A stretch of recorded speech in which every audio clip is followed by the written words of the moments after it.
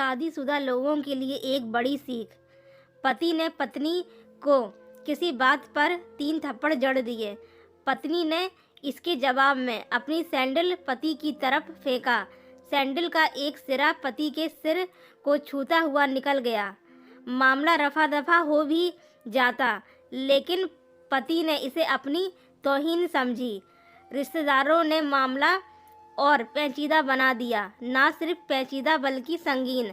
सब रिश्तेदारों ने इसे खानदान की नाक कटना कहा। यह भी कहा कि पति को सैंडल मारने वाली औरत ना वफादार होती है ना पतिव्रता।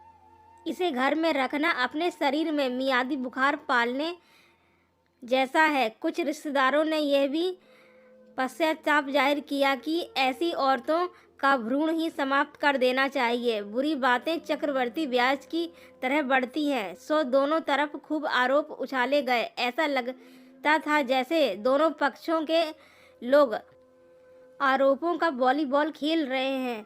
लड़के ने लड़की के बारे में और लड़की ने लड़के के बारे में कई असुविधाजनक बातें कही। मुकदमा दर्ज कराया गया। पति ने पत्नी की चरित्रहीनता का तो पत्नी ने दहेज उत्पीड़न का मामला दर्ज कराया।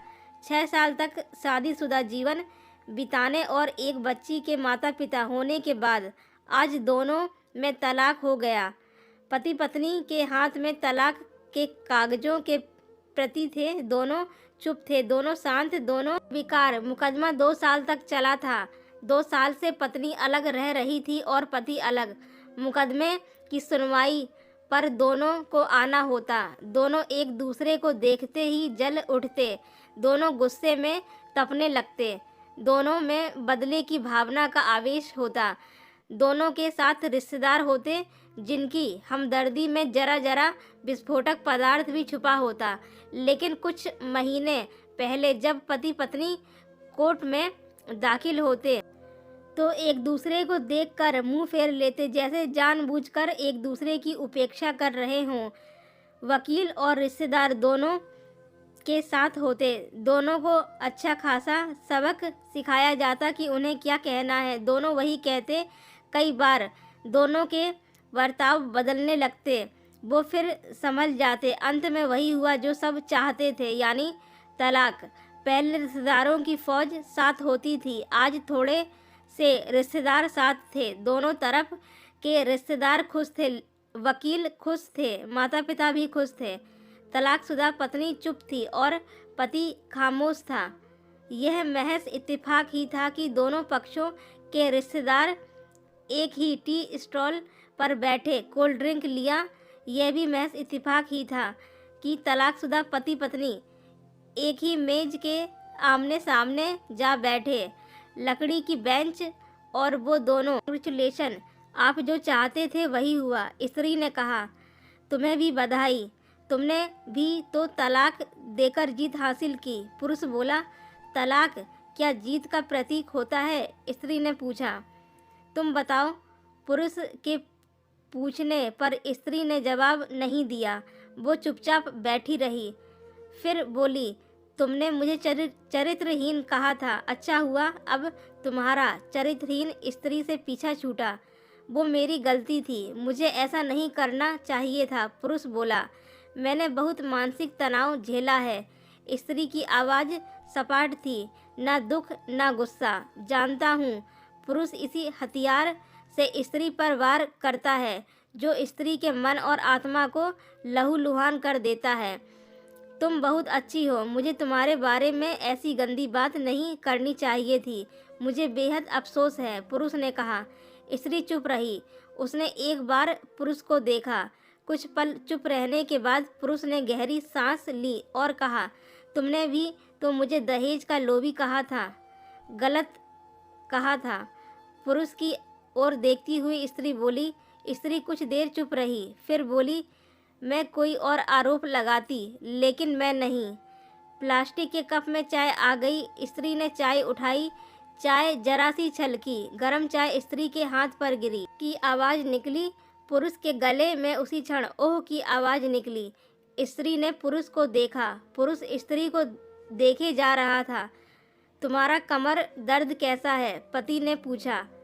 ऐसा ही है, कभी वॉर्मलोन तो कभी कॉम्बी फ्लेम। स्त्री ने बात खत्म करनी चाहिए। तुम एक्सरसाइज भी तो नहीं करती, पुरुष ने कहा। तो स्त्री फीकी हंसी हंस दी। तुम्हारा अस्थमा की क्या कंडीशन है? फिर अटैक तो नहीं पड़े? स्त्री ने पूछा। अस्थमा, डॉक्टर सूरी ने स्ट्रेन मेंटल स्ट्रेस कम करने को कहा है, पुरुष ने जानकारी दी। स्त्री ने पुरुष को देखा, देखती रही एकटक, जैसे पुरुष के चेहरे पर छपे तनाव को पढ़ रही हो। इनहेलर तो लेते रहते हो ना? स्त्री ने पुरुष के चेहरे से नजरें हटाई और पूछा। हाँ, लेता रहता हूँ, आज लाना याद नहीं रहा, पुरुष ने कहा। तभी आज तुम्हारी सांस उखड़ी उखड़ी सी है, स्त्री ने हमदर्द लहजे में कहा। हाँ, कुछ इस वजह से और कुछ, पुरुष कहते कहते रुक गया। कुछ तनाव के कारण, स्त्री ने बात पूरी की। पुरुष कुछ सोचता रहा, फिर बोला, तुम्हें 4 लाख रुपए देने हैं और 6,000 रुपये महीना भी। हाँ। फिर स्त्री ने पूछा, वसुंधरा में फ्लैट है, तुम्हें तो पता है, मैं उसे तुम्हारे नाम कर देता हूँ। 4 लाख रुपए फिलहाल मेरे पास नहीं है, पुरुष ने अपने मन की बात कही। वसुंधरा वाले फ्लैट की कीमत तो 20 लाख रुपए होगी, मुझे सिर्फ 4 लाख रुपए चाहिए, स्त्री ने स्पष्ट किया। बिटिया बड़ी होगी सो खर्च होते हैं, पुरुष ने कहा। वो तो तुम 6,000 रुपये महीना मुझे देते रहोगे, स्त्री बोली। पुरुष ने उत्तर दिया, हाँ जरूर दूंगा। 4 लाख अगर तुम्हारे पास नहीं है तो मुझे मत देना, स्त्री ने कहा। उसके स्वर में पुराने संबंधों की गर्द थी। पुरुष उसका चेहरा देखता रहा। कितनी सहृदय और कितनी सुंदर लग रही थी सामने बैठी स्त्री, जो कभी उसकी पत्नी हुआ करती थी। स्त्री पुरुष को देख रही थी और सोच रही थी, कितना सरल स्वभाव का है यह पुरुष, जो कभी उसका पति हुआ करता था। कितना प्यार करता था उससे।